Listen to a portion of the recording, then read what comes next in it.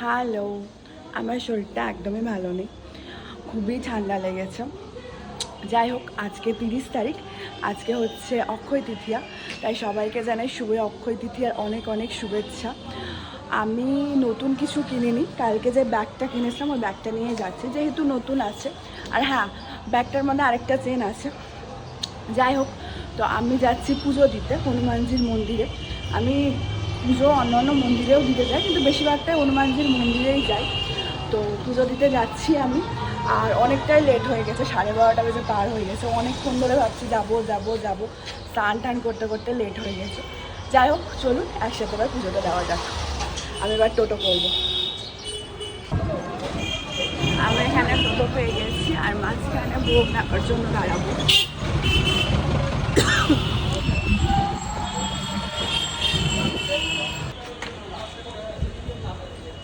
জিলাপি হবে?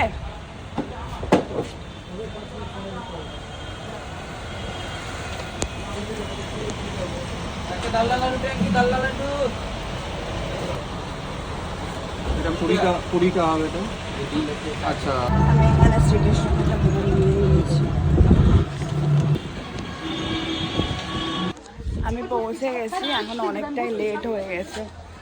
মোটামুটি সব দোকানই প্রায় বন্ধ, মানে মন্দিরের আশেপাশে যে ওই প্রদীপ ফুলের দোকানগুলো থাকে, তো ওই দোকানগুলো বন্ধ।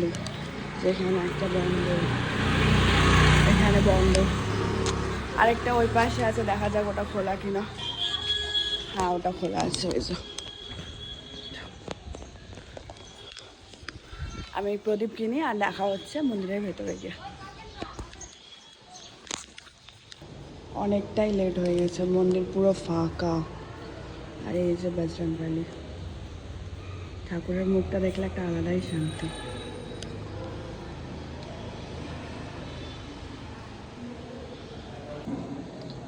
আর এই যে ঠাকুরের জল,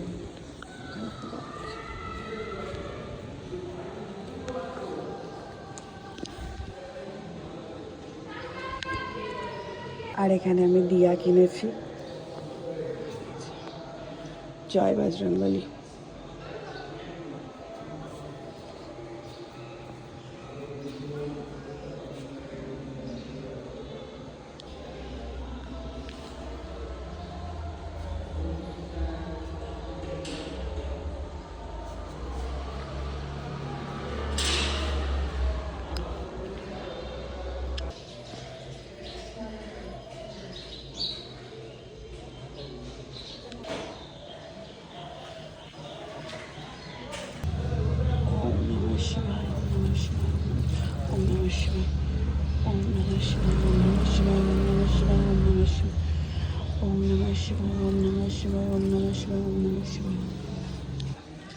আমার পুজো দেওয়া হয়ে গেছে, এখন মোটামুটি 1-2 বাজে।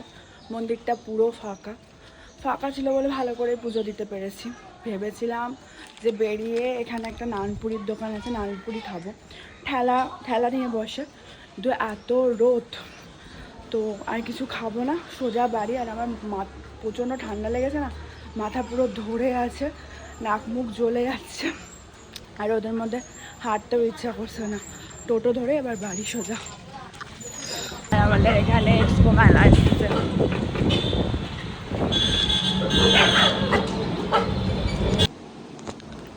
আমি চলে এসেছি মন্দির থেকে, এখন মোটামুটি 1:30 বাজে, আর শরীরটা খুবই খারাপ করছে। মানে যত বেলা এগোচ্ছে তত শরীরটা খারাপ করছে। কাল রাত থেকে নাক মুখ জ্বলা শুরু হয়েছে। আমি অক্ষয় তৃতীয়ার দিন ঠাকুরের পুজো দিয়ে দিনটা শুরু করতে চেয়েছিলাম, সেটাই হয়েছে। হয়তো বেলাটা অনেকটা দেরি করে, মানে আমি গেছি পুজো দিতে, বেলাটা বেড়েছে, কিন্তু তাও হয়েছে। এখন যেহেতু আমি 12:30টার দিকে গেছি, যাই হোক, সেটাকে সকাল বলা যায় না, দুপুর বলা যায়। তো আমি ভালো করে পুজো দিয়েছি, অত লোকজন ছিল না। আর আমি না ব্লগের ইন্ট্রোতে অনেক ভুলভাল কথা বলে ফেলি, আসলে আমি খুব নার্ভাস হয়ে যাই, কি বলবো না বলবো বুঝতে পারি না, দিয়ে ঘচলা হয়ে একটা হচপচ ব্যাপার হয়ে যায়। তো আমি এটাই বলার চেষ্টা করেছি যে অক্ষয় তৃতীয়ার দিন অনেকে অনেক কিছু কেনে। অনেকে চাঁদির লক্ষ্মী গণেশের মূর্তি কেনে, অনেকে চাঁদির আংটি কেনে, চাঁদিরই বেশি কেনে, সোনারও কেনে, ঠিক আছে। আবার অনেকে যাদের যাদের পুজো হয় দোকানে, তারা নতুন নতুন শাড়ি জামা এগুলোও কেনে। তো আমার সেরকম কিছু কেনা হয়নি। তো ব্যাগটা নতুন এসেছিলো, ওই জন্য নতুন ব্যাগটা নিয়েই আমি গেলাম, আমি এটাই বলার চেষ্টা করেছি। আর আমি একটা চাঁদের আংটি কিনবো, দেখা যাক, সন্ধ্যাবেলায় ইচ্ছে আছে যদি কিনতে পারি। আর এবার আমি ভোগ খাবো, চলুন।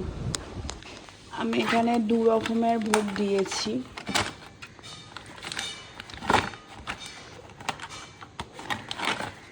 একটা এই রসের মিষ্টিটা দিয়েছে, আরেকটা এরকম বেসনের, এটাকে কি বলে আমি ঠিক জানি না, কিন্তু এটা বেসনের, এটাই জানি।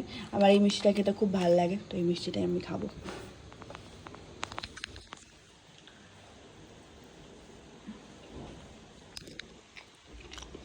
আর আপনাদের সবার জন্য ঠাকুরের ফুল, আমি যেই ফুলটা দিয়ে ওখানে অঞ্জলি দিয়েছি সেটাই পায়ে ঠেকিয়ে পুরোহিতজি দিয়েছে আমাকে।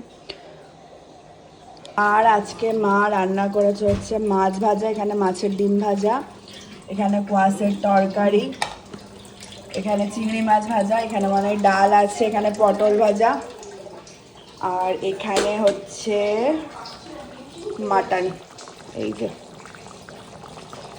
আলু দিয়ে মাটন। আর মা ভাত বসিয়েছে, আর মাছের মাথা দিয়ে মনে হয় ডাল করবে, আর এখানে আমের চাটনি। এটাই আজকে আমাদের মেনু। যাই হোক, আজকের মতো এখানে ব্লগটা শেষ করলাম। আর ব্লগটা ভালো লাগলে অবশ্যই লাইক, কমেন্ট, শেয়ার, সাবস্ক্রাইব করবেন। টাটা, দেখাবেন নতুন কোনো একটা ব্লগে।